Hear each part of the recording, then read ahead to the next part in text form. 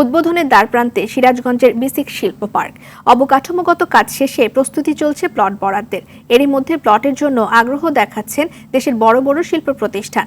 Park চালু হলে আর্থসামাজিক উন্নয়নের পাশাপাশি বেকারত্ব কমবে বলছে স্থানীয়রা। তবে প্রকল্পের নির্মাণ কাজ নিয়ে উঠছে নানা অভিযোগ। সিরাজগঞ্জ থেকে সাজিরুল ইসলাম সঞ্জয় এবং ইউসুফ দেওয়ান রাজুর তথ্যছবিতে বিস্তারিত ইমরুল কায়েসের রিপোর্ট। তোড়জোড়ে চলছে নির্মাণযোগ্য এ চিত্র সিরাজগঞ্জের যমুনা নদীর কোলঘেঁষা বিসিক শিল্প পার্কের। 400 একর জমির ওপর নির্মাণাধীন এই পার্কের রাস্তা, ড্রেন, লেক, দেয়াল, গেট, বিদ্যুৎ ও গ্যাসের লাইন স্থাপন সহ অবকাঠামোগত কাজ প্রায় শেষের পথে। চলছে বিভিন্ন প্লট বরাদ্দের প্রস্তুতি। দেশের সবচেয়ে বড় এই শিল্প পার্কে যুক্ত থাকছে নৌ, রেল ও সড়কপথের সুব্যবস্থা। ফলে ছোট ছোট উদ্যোক্তাদের সঙ্গে আগ্রহী হচ্ছে বড় বড় প্রতিষ্ঠানও। এতে আর্থসামাজিক উন্নয়নের পাশাপাশি কমবে বেকারত্ব।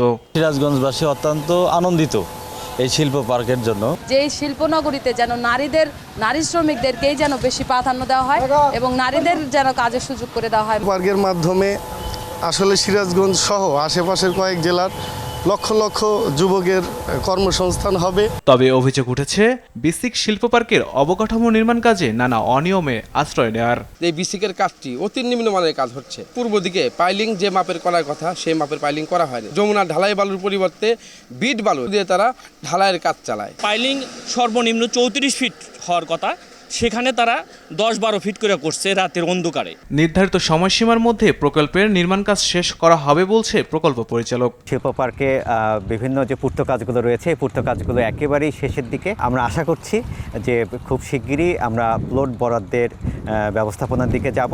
নৌ, রেল ও সড়কপথের সুব্যবস্থা থাকায় উদ্যোক্তারা স্বল্প খরচে ও কম সময়ে পণ্য সরবরাহের সুযোগ পাবে বলছে স্থানীয় সংসদ সদস্য। জলপথ, নৌপথ, স্থলপথ সকল পথই কিন্তু এখানে সুযোগ রয়েছে।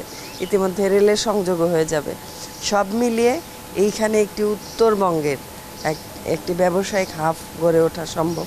প্রায় 719 কোটি 21 লাখ টাকা ব্যয়ে নির্মাণাধীন প্রকল্পে মোট 829টি প্লটে 570টি ক্ষুদ্র, বৃহৎ ও মাঝারি শিল্প প্রতিষ্ঠান গড়ে উঠবে বলছে প্রকল্প সংশ্লিষ্টরা।